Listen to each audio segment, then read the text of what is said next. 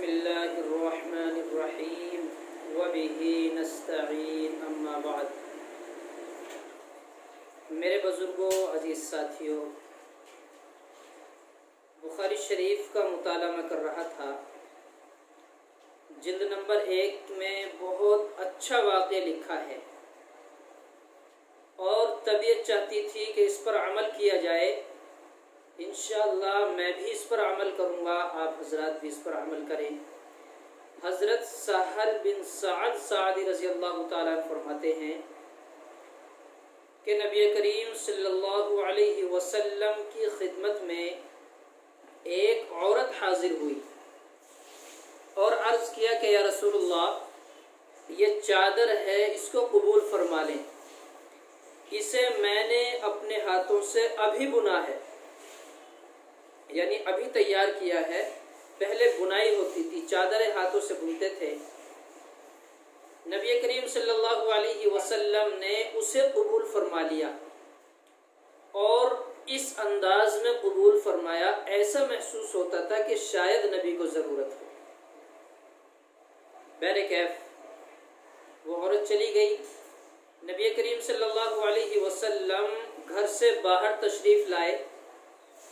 ایک صاحب نے دیکھا اور اس چادر کی بڑی تعریف فرمائی اور یہ فرمایا کہ یا رسول اللہ، یہ چادر بہت اچھی ہے، عمدہ چادر ہے ماشاءاللہ۔ اور یہ فرمایا کہ یا رسول اللہ، اس چادر کی مجھے ضرورت ہے۔ نبی علیہ السلام نے وہ چادر اسے عطا فرما دی۔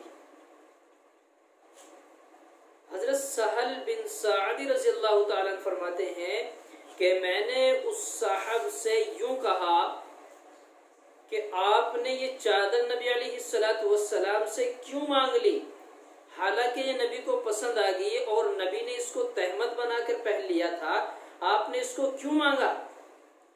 یہ بات ناگوار محسوس ہوئی حضرت سہل بن سعد کو۔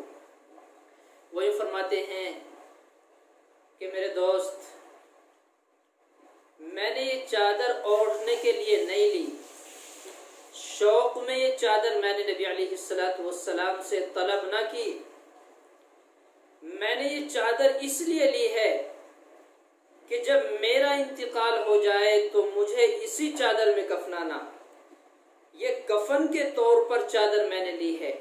اللہ اکبر۔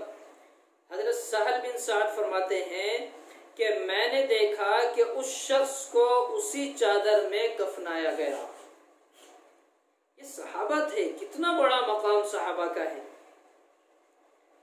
اور ہر ایمان والا جسے اللہ سے ملاقات کی جستجو ہوتی ہے، آخرت کی فکر ہوتی ہے، وہ آخرت کا مشتاق ہوتا ہے، تو اسے یہ چیزیں اپنانے میں عار محسوس نہیں ہوتا، وہ زندگی میں ہی اپنا کفن تیار کر لیتے ہیں۔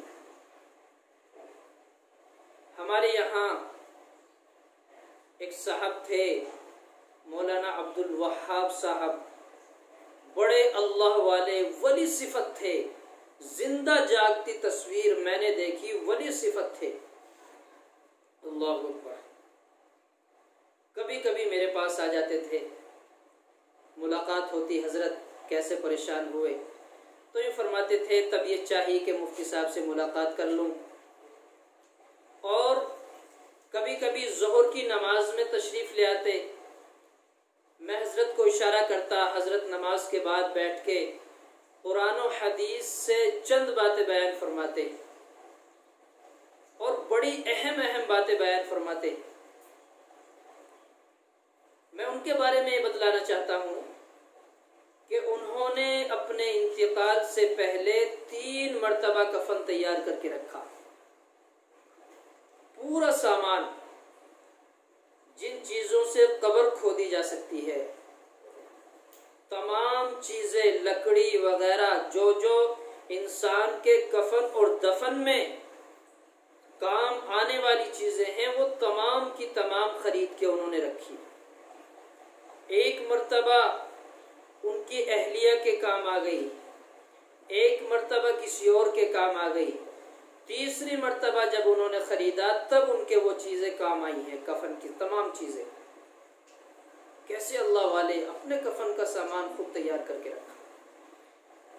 ہمیں سبق یہ ملتا ہے اس واقعے سے کہ نبی کریم صلی اللہ علیہ وسلم کتنے سادہ مزاج تھے۔ وہ چادر اس عورت سے لی، ہدیتاً قبول فرما لی، ایسا محسوس کیا اس عورت نے بھی کہ واقعتاً نبی کو ضرورت ہے، اور جب اس آدمی نے نبی سے وہ چادر مانگی تو نبی نے ایسی بیزاری اختیار کی اور ایسا محسوس ہوا کہ شاید نبی کو ضرورت ہی نہ ہو، کبھی بھی کسی کی دل شکنی نہ ہوئی۔ تو اس سے ہمیں بہت ساری روایتیں ملتی ہیں۔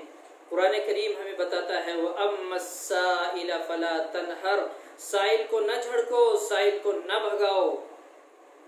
اللہ تبارک و تعالیٰ کے نام پہ اگر وہ مانگتا ہے تو اس کو دے دو، اس کو اپنے در سے نہ بھگاؤ۔ نبی علیہ السلام کے پاس اگر کوئی چیز ہوتی تھی فوراً عطا کرتے، اگر نہ ہوتی تو کسی صحابی سے متنبع کر کے کسی صحابی کو اس کا معمول بنا دیتے اور اس کے ذمے لگا دیتے کہ فلاں شخص کی ضرورت آپ پوری کریں گے۔ جسے بھی دیکھتے صاحب استطاعت ہے اسی کے لیے وہ سپرد کر دیتے تھے۔ یہ چیزیں ہمیں سبق دیتی ہیں کہ ہمیں زندگی میں اپنی آخرت کی بھی فکر کرنی چاہیے، آخرت کے تمام ساز و سامان اختیار کر لینے چاہیے۔ اللہ تبارک و تعالی مجھے بھی آپ کو بھی سمجھ عطا فرمائے، عمل کی توفیق عطا فرمائے۔